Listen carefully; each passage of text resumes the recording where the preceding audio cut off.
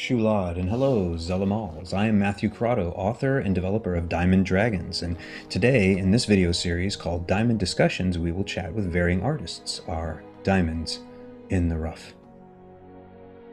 Today on Diamond Discussions, our diamond in the rough is Zach Miller. Zach, welcome to the show. Thank you so much for having me, man. Hey, it's a pleasure. And Zach and I actually know each other quite a bit. We've kind of crossed paths because of screenwriting, and essentially I've been chatting with him for quite some time. And also Zach just got married, so big old shout out to him for congratulations and everything. So tell us about yourself and your work. Well, I guess let's start off with screenwriting because, that's what we're here for. I've been writing stories for, gosh, I want to say about 9 years now. I will say that I haven't really it took me quite a while in that transition to not only learn the craft, but to start getting serious about it when I started understanding the material, because it can be such a passive craft. People will say, oh, I wrote something today, and which is what I did for a long time, but I didn't start breaking it down and getting down to the essentials for quite a bit. So I've been just keeping at it lately, and just also done a few indie shorts here and there behind the camera as a boom operator, once as an actor, which was pretty fun. I'd like to get back to that, but my main passion in life is screenwriting. That's awesome. Yeah, no, and that's the thing. Zach and I have talked a lot about it, and we've talked about how we feel about sort of the overall processes of things. Like some people will believe you have to write every day, and if you don't write every day, then you're a terrible person. And there's a lot to be discussed about that. And then sometimes Zach and I have even talked about just bouncing ideas back and forth. Like he'd send me some of his work, and I'd be like, oh yeah, here's my input, this is great, I love this, but what about maybe this, and did you think of that? And vice versa. And that way it's kind of nice because you get the perspective of someone else, but in addition to it just being anyone else who they may have no idea about writing and acting and performing and camera work, it's good to get someone's opinion who at least has some window into that, whether they are a super high up professional or just someone who's doing this work. Absolutely, and I will say that's what I like about coordinating with you the most, because out of all my writing friends, I do feel like we are on equal grounds, but they're definitely different grounds. So when we can collaborate with each other, we can really get to different perspectives, because that's what it's all about. Screenwriting from a first person point of view is great and it's fantastic, but it is also narrowing when you're trying to get that full 3D effect for your characters, for your world. So when you can pass it over to somebody, especially someone who knows what they're talking about, you get a full experience on, hey, what about this right here? Did you think about this? And that's where your mind can get unlocked. Yeah, I completely agree. Being involved in acting and performance in theater and film for so long, which is, it's been about 30 years, is for me, it's always been a collaborative process. Mm-hmm. And you and I both know that is exactly how it works with writing. But I want to say that like on a bigger level, I like to explain this. At least I hope the audience out there will appreciate this kind of thinking on it, which is that it's just art. Art is a collaborative process. So it's not like, oh well, when we're writing we need to check in with others, but when we're acting we don't need to check in with others. Or oh, it's okay when someone's doing costuming to check in with other people and what do they think on the design, but for sound and music, nah, you don't listen to nobody else. It's like it doesn't work that way. The whole point is, no matter what, if you want your work to really have that stroke of excellence in it, you want to try to push it all the way to its limits, but definitely get good input from people. But the point is, it's collaborative. Absolutely. And a part of that collaboration is, and this is something that I admit I was guilty of in the beginning, because I think most of us are, is we get that passion project, we get that one story, we're like, this is amazing right here. But the more we feel that, the more we feel it, and the more we feel it, our ego gets in the way of saying, and anybody who tries to jump in the process tries to make, hey, you can do this to make it, to elevate it. A lot of these new people, they don't want to listen to they just want to think, oh no, this is perfect the way it is. See, let me explain it. And they'll fight you tooth and nail, blue in the face, and say it's perfect the way it is. It's like, dude, you literally are having the same mistakes over and over and over again. I understand you love your project, but drop the ego and let me help you get to the potential that you want it at. I completely concur. I mean, the irony with that is it reminds me of Well, something important where it's balance actually too is, so Mhm. I feel like one, it's not good to be on either side of that fence. And let me Mhm. explain, like, right, if I took every single bit of advice that was offered to me, and I mean bar none, like if I asked someone and they gave me advice, I took it. Think about it. If I just asked some guy on the street, "Hey, what do you think? Should I get a cat or a dog?" You know what I mean? And he'd be like, "I don't know." So if you're asking on something that you've put care and enjoyment and love and creation into, to just some person who doesn't have any idea about it, you might not get a good amount of input. But Mhm. when we're talking about listening to your peers and your associates and the people who you know, not only are kind of like have the same skill sets you do, but maybe they're close to your work in the sense that they actually know it fairly well, you know, then if they're saying, "Hey, red flag," and they're all singing the same tune, why would you not listen to them? You know, it's like, I get it if one person out there says, "Oh, I don't like your story. Why is that? I don't like cats." I'm like, well, it's not about cat. They have a cat, but okay, Yeah. you know what I I. mean? You're Oh like, yeah. dude, Oh don't be yeah. like that. When you get advice like that, you have to push it aside. But when you get the legitimate advice where you can tell people thought a lot about it and you're listening to it and you're like, that's true. That's not really their opinion. That's their thought process to improve this work. Take it, Absolutely. use it. Absolutely. It's the collaborative process that's the secret, and simultaneously the strength that you have inside saying, I Mhm. believe in my work, and there are some things I'm not willing to change because I know they're right. Mhm. Right? But Absolutely. if you're willing to change the things that you're like, I don't know, could this be improved? And then someone improves it, I just snatch that up right away. That's what I would do. You know? Yeah, case in point, I mean, you helped me with my story. You're like, hey, Zach, you didn't, how about, I'm going to say, quote, you said by the third page, hey, Zach, I'm sorry, I get a little bored. And by the seventh page, you said, I would have tapped out if this was just another story. And it's like, okay, that hurt a little bit, but it also did remind me, oh yeah, I have this element that I didn't put in there because I was worried there would be a little too much. And then I explained to you what it was. And you're like, no, man, put that in. You have this because I had the story, just I you need remember that this other moment. perspective to help push it along. Yeah, I remember this moment, Zach, and I just want to go on the record here and say too is that I was not saying, "Oh, I would tap out," to be mean. I was definitely saying like, I don't think you need to go this long in trying to get these things accomplished. You could kind Yeah. of bump everything forward, and people Mhm. would be engaged. And that's why, like that other moment you said, where I was like, "Oh no, you want to say this? You already are saying this. Just do these other things that will completely help establish that." And there will be no question in the audience's mind that that thing is happening. So there was just, yeah, there was, it's all in the amount of trying to, I feel, to improve it. Absolutely. And also And keep in mind, I'm just one opinion and I don't have the experience level that someone like, for example, and rest in peace, but oh shoot, I lost his name for a second. Oh, William Goldman. oh William yeah, Goldman, who wrote, RIP. Princess Yes. Bride, and I think he wrote the screenplay for All the President's Men. It's kind of Misery. going far back for some people, but it was I Dustin know. Hoffman and who was it? Dustin Hoffman and Dustin Hoffman. Robert And Redford. right. Yes. Yeah, Yes. yeah. But anyways, I don't have the experience that they do, so you still have to take it in stride and be like, is he telling me something that I really should place in, or is it like, no, it's a little bit more his opinion and the lack of knowledge. Those are Mhm. things I always feel like I have to deal with too. Is like when I'm getting advice, like we just talked about. It's Yeah. hard to make a distinction when it's a good note, when it's a bad note, or when it's just one that you're like, I don't know if this is going to fit my story, so there's just so many things. And absolutely, and I feel that and here's how I knew it was a good note, and this just works for me, not saying it has to work for everybody, but this is, when you get a bad note, because when you look at it, you're like, first of all, what are you talking about? And you feel instinctively in your stomach, it's like, I know why they're saying this, but if they read the full story, they would understand why that wouldn't work right there. Versus a good note, like what you gave me, it's like, you know what? Let me apply this. And because it had already been halfway through in fruition in my mind, I'm like, because I applied it, I injected it in the story, and I'm like, I reread it over again. I'm like, you know what? This adds a lot more what needs to happen for the screenplay. You know, sometimes it doesn't always work out that way, but when I have a good note, or if I'm iffy on a good note, but I can see the potential in it, when I apply it to the script, to the story, I know that it's a great note that I should take.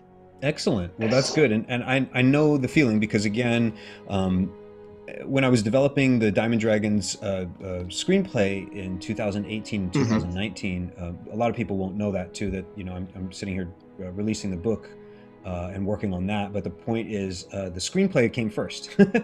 And I got a lot of different opinions on it. And I didn't give the entire thing to every single person. In fact, very few have read the whole thing, only pretty much my vocal cast for the most part. But anyway, I would give these scenes to people, and I got all the levels of opinions you might imagine. One guy gave me some fantastic notes. He gave me like 2 pages of, you know what I mean, notes, and he's like, page this, scene blah, and it wasn't all bad. He was just like going into things going, I think you should extrapolate on this thing, or I wanted to learn more about this at this point. Is that going to happen? And in some cases it was like, yes, it would, you know? So like, in other words, the notes that I got from this one particular guy was probably the best notes I ever had, even though some of them were extremely negative. Some of them, he was very opinionated and was like, I would never do this under any circumstances. I don't know why you wrote a scene this way, but I hope it works. Is, you know, I'm not saying that's exactly what he said, but like, that was one example of one note. And like I said, the other one, he's like, oh wow, I hope you go into more detail on this because it's intriguing. And sure enough, even though he didn't know the answer, I was like, yep, on page 68, I think that goes into like, he's gonna like that. You see what I mean, Zach? So I knew that these notes were excellent as well, because neither did they be like, Matthew, you're so amazing, it's so great. Neither were they like, it's a bunch of shite. You know what I mean? You know what I mean? So that's what I feel.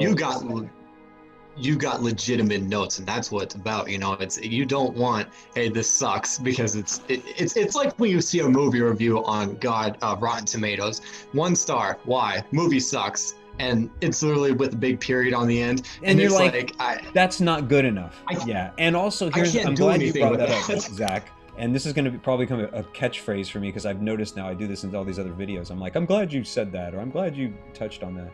But the note, it sucks and it's fantastic, or actually the same note. And people will be like, what you talking about, Willis?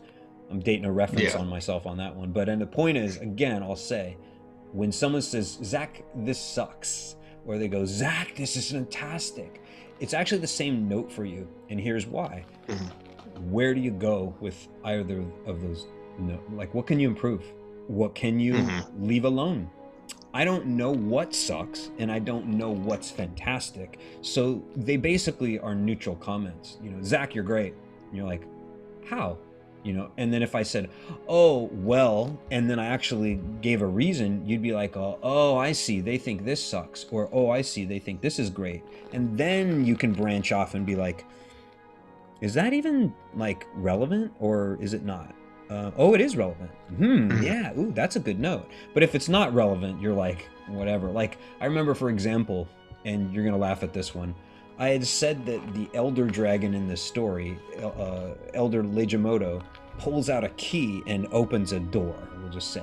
It's actually a gate to a castle. But the point is that he opens it, and their complaint was, well, where does the key come from? Because that doesn't make any sense at all to me, and blah, blah, blah, and I would do this, and, you know, you should be very specific about these things, you know. And remember, this was in the screenplay, not the book, but the screenplay version. And I was like, oh, come on, are you freaking serious? Like, you gotta be kidding me. You're worried about where a key is getting pulled out of? Like, they can't have like belts or pockets in their small garb that they might wear, but you need to know what clothes they're wearing right now? Come on, it's a story of dragons, and you want to know if he's got underwear? Come on. Yeah, I've had those same exact ones. I actually had one, oh God, last year. I think I shared a page with another screenwriter, and she absolutely it was the same story. It was the attic story, but she's like, oh, a 7-year-old girl going towards a scary noise would never happen.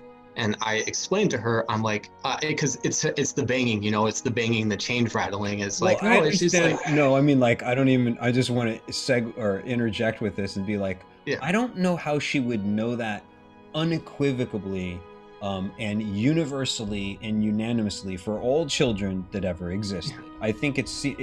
I understand possibly her point, which might be this, Zach, is a 7-year-old would be like, no, thank you, and running away.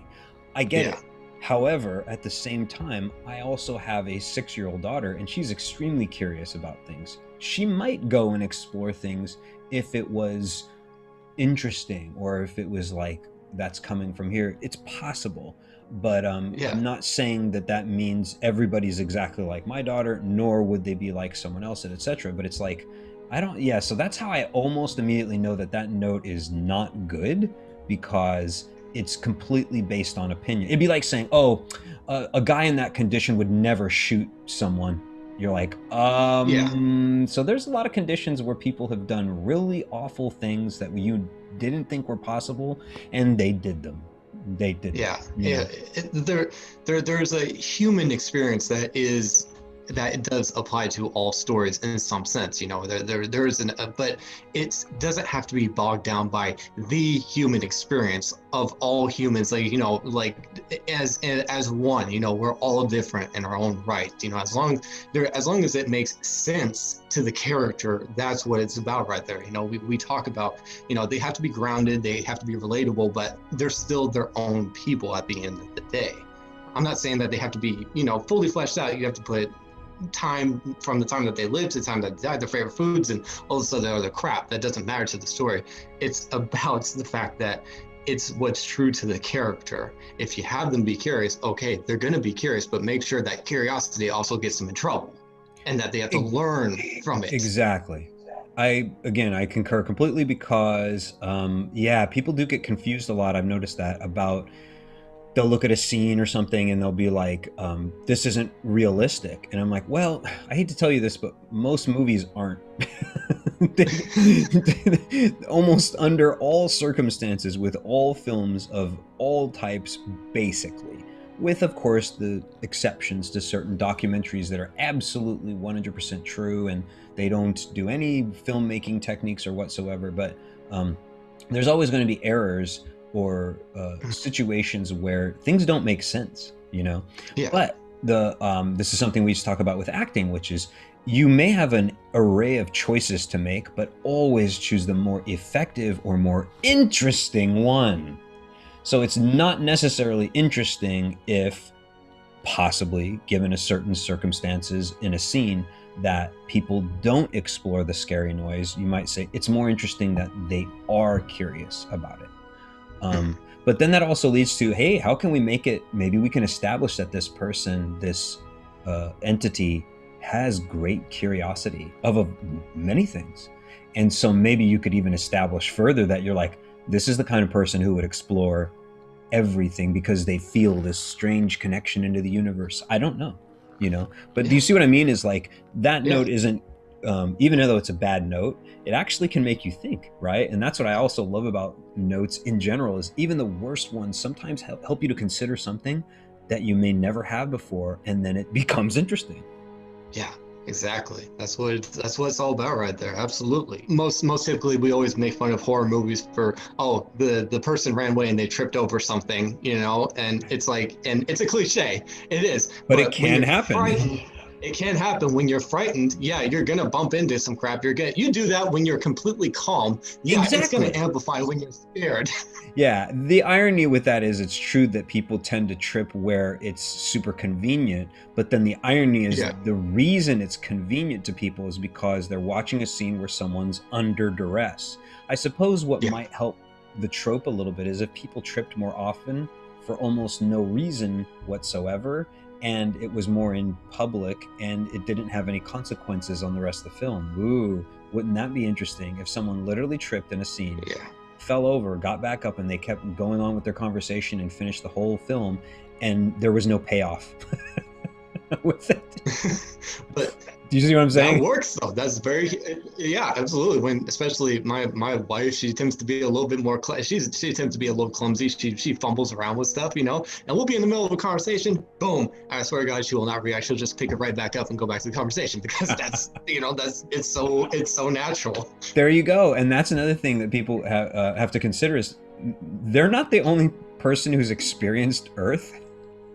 Oh yes. and life and jobs and money problems and weather and just a great, just a great number of things. And so it's just good to be able to say, unless it's completely implausible given the circumstances of the entire work, that's different. But if it's something where you're like, no, that's possible, it's possible this person could trip, like that, I feel like those things are fair to place in drama so that they can propel the plot and the characters forward. But you're right, you got to avoid as many cliches as possible, because if you're walking into them all the time, the problem is the consumer still has a brain, and they have watched all these other films which either were great or not, and they will measure yours based on the success or failure of 100% of the other ones they've watched. Absolutely. A quick question for you though. For me, in your daily life, I mean, do you call yourself a writer? I don't call myself anything, because I have so much busyness that I've never once stopped to think, oh, what's going to be my title? Because it's not really relevant, especially when, like, in addition to the book, I'm sitting here trying to work with the cover art designers. Again, this is the latest cover art. Zach and I, we before the show began and before we were recording, he was asking me about this, and it's been a time for me to kind of keep this moving forward, and the designers are fantastic. Big shout out to Team Miblart, Mibl Art, I think, Miblart, and they've just been really awesome. In the long run, people, when they pick up the book, they're gonna, obviously be like, wow, this is crazy. But by the time they get to the end of the book, they may check back to the cover and be like, oh, I did not see that there. I wanted it echoed on all levels. That's something that I kind of get caught up in, because I always try to, because in my scripts I try to make them complete, not just finished. I want them complete, and everything is a web. It's tapestry. It's a beautiful tapestry. You have to go back and carve over and over again, and stitch everything together, because not one thing should ever be a throwaway in your story. Everything should have absolute purpose, and everything should have an absolute interest in that. It doesn't have to be explosions right off the story, and we know this. It could be as intriguing as a phone call in the middle of the night, but we know what that phone call, or we wonder about what that phone call is to our character as well as to the audience. What does that correlate with each other? There was an interesting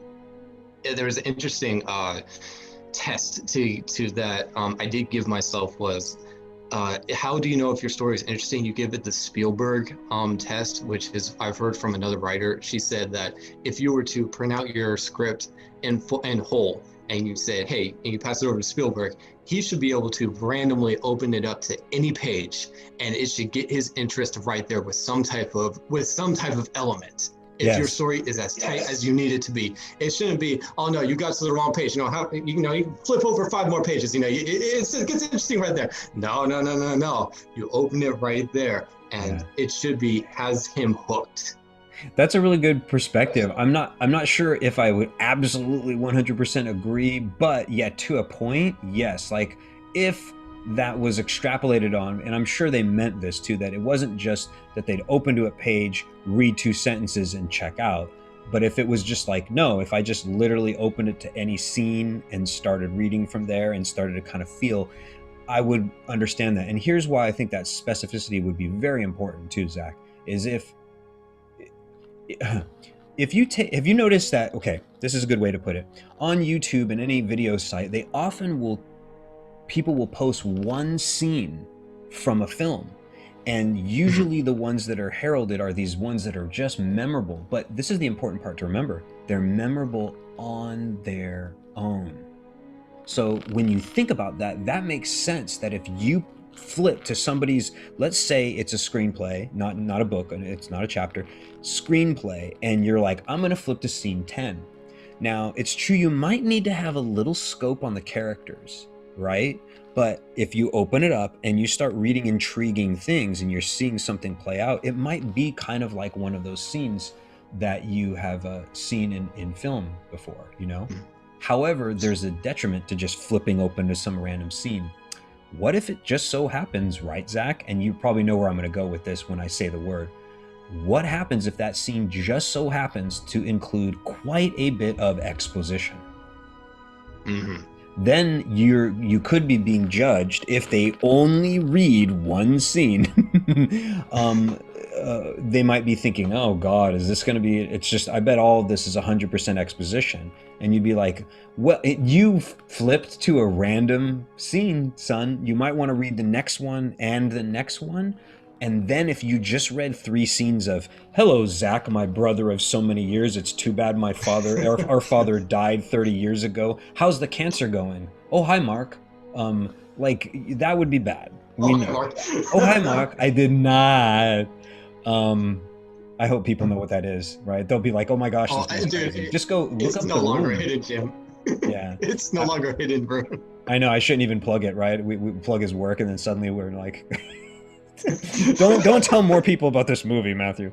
But anyways, so right, it's important that people take things into perspective. That's why I never trust anybody who says, oh, I only read 2 pages, 3 pages of your work, and I'm like, I would never read anymore and I have no other suggestions, goodbye. Because you're sort of like, well, did you even like read like 10 pages, 20 pages? Because I feel like you wouldn't know unless you did. But then by that point, you probably would know their style and if they actually had a point and they were going somewhere. You know, that's how I feel. What do you think about that? Hurdle would be slow burn scripts, because I do love slow burn stories, but those ones do need more of a chance than just that one page right there. I mean, granted, it's Hollywood, so I'm getting a little too literal with it now, but yeah, those slow burns, I absolutely love payoffs and slow burns, but they need a chance to be read. They deserve, if they're good, they deserve more than just 3 pages read, because you're not going to get anything from that. It's a slow burn. You have to work through it, and it's always about the payoff. Great slow burns are all about, let me set this up for you slowly, bear with me, and make it interesting just enough for the reader, so when we get to that final pinnacle point where the setup and the payoff is there, you will go, whoa. I completely agree. I think that's a great point too, Zach, that you make, not to mention something that I know you and I have talked about before too, which is I think I mentioned to you only recently, right, that I'm going to reveal my secret, but that I think that writing is all a joke. And let me explain, right? You know what I'm talking about because I was telling you. It's all a joke. And people will be like, what? You don't take it seriously? I'm like, no, what I mean is it's literally a joke, but repeated and echoed in many different brackets all throughout the writing, if you're doing it really well, which is it's all setups and payoffs. But most important of that is when you set up a joke, that's great. But when you pay it off, immediately people go, oh, that's fun. But the reason they go, oh, that's funny, is because they immediately recognize that they could have figured it out, or they might have known that, but the setup, it was distracting just enough so that they weren't thinking that. It was the unexpected answer. Well, if that's not a setup and a payoff in a film, or at least a good one, then I don't know what is. I'm not talking about, gee, what do you want? Look, the main hero is a male. Oh, look, here's another character. A female walks in and they're making all these glamour shots. What do you want to bet they're going to be together by the end of the film? You know what I mean? Like, you're like, that's a setup and a payoff, but it's executed in a way that the audience already knows, and you don't have, it's better when they don't know. So that's why I find it very interesting when some people are like, I don't know where it's going. Why do you have this line here? And how come this is happening? And I don't see the point of this, but I'm like, will you just wait? Just wait. And see if they actually would go through all of it. Some people made it, and the more they got through the pages of my work, they were like, oh my gosh, Matthew, I had no idea. And I'm like, that's all I'm telling you.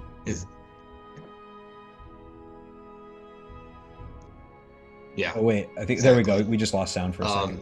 And that's. Oh, okay. No, you're back. My internet connection. How am I now? Am I clear? Yeah, you're good. I can always edit through this All right, too. great. But so here's the thing. Let me go to a question let's now. This is probably a good time for me to start going to question. So ready? Okay. So Zach, question for you. What do you think is your worst writer's habit, in your opinion? My worst writer's habit is definitely overthinking. It's because there's such telling a great story requires such a balance. And because like I said, I think I said before that I really get hung up on the nitty gritty, on everything that makes sure everything falls in line with each other. I get burned out really, really easily when I'm stuck at the same spot, trying to make it as perfect as possible, trying to make sure that everything connects with each other, like that tapestry we were talking about, stitching together. I absolutely get burned out by overthinking, and it has definitely killed some projects.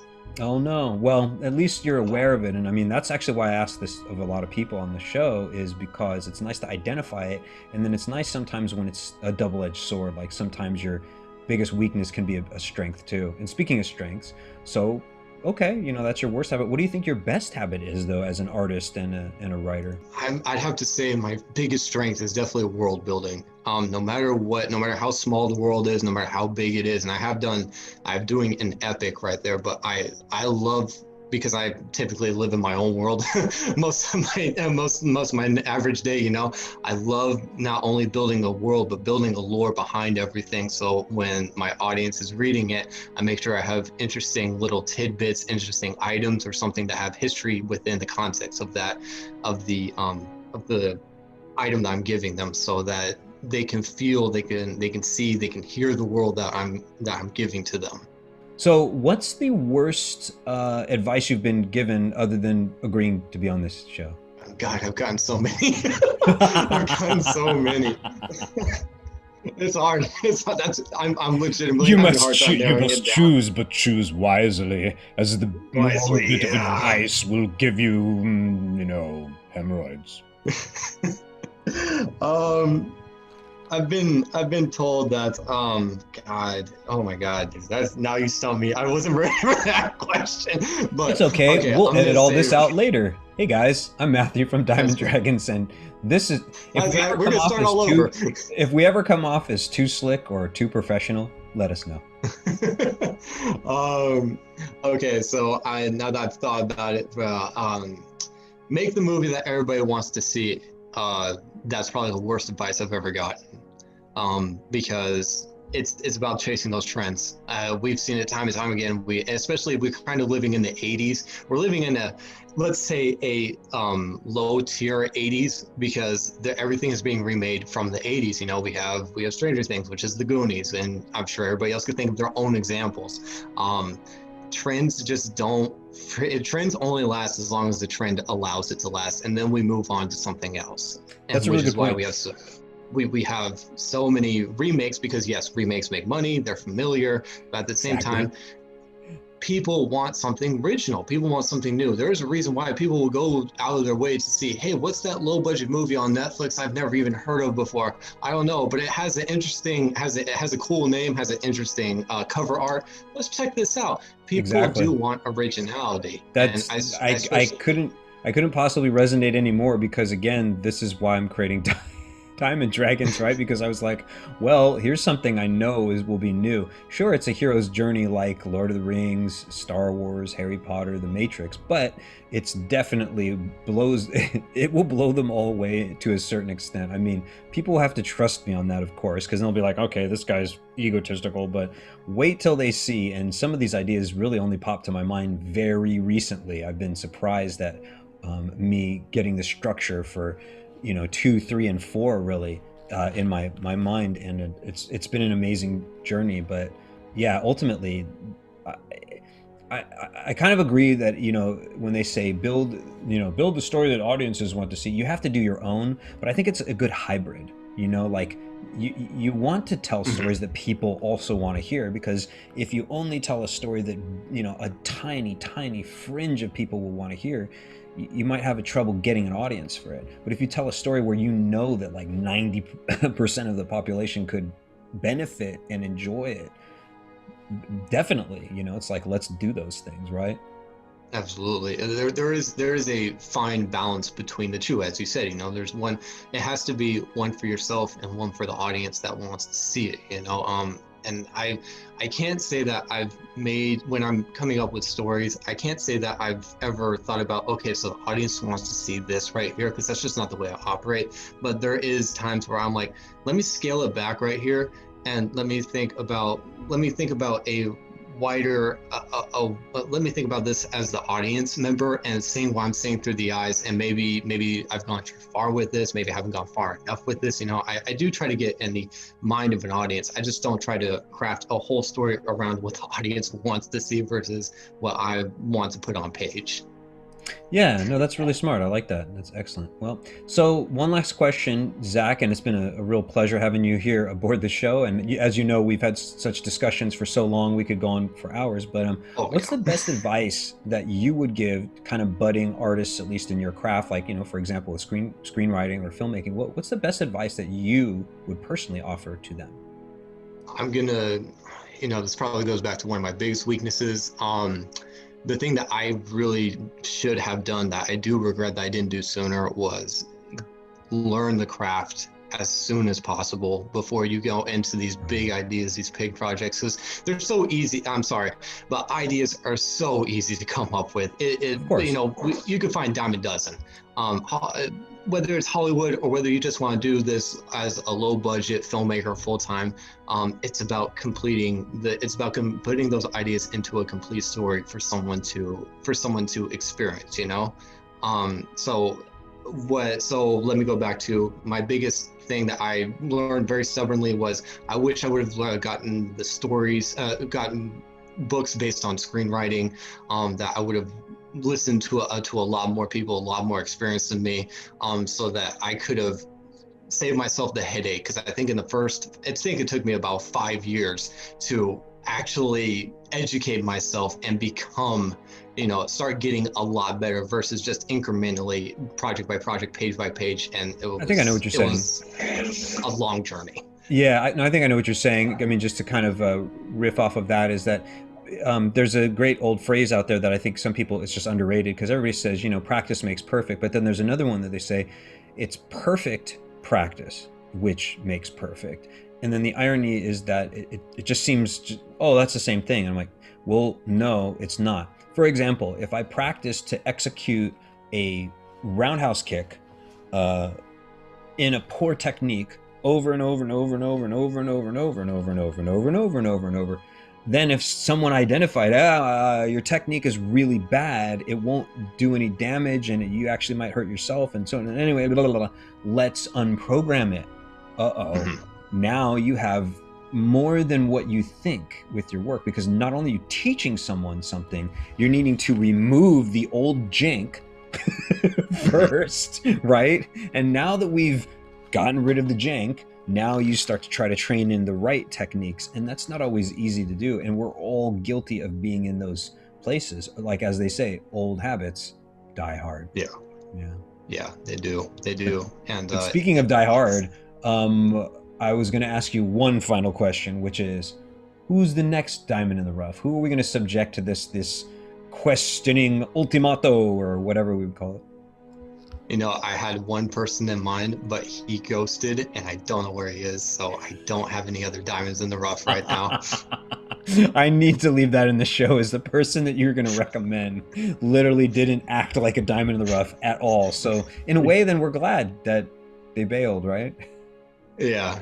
And well, that's been a pleasure, Zach, as always, and we'll talk more probably after the show and as the weeks come on. But you know, we'll see you guys next time on Diamond Discussions. All right, see you guys. Thanks for watching. Would you like to be a guest on the show, or do you know a diamond in the rough who should? Contact us, DiamondDragonsTale@gmail.com. And until then, Chiong, Chifoy, Vas Res, and Yayalaha.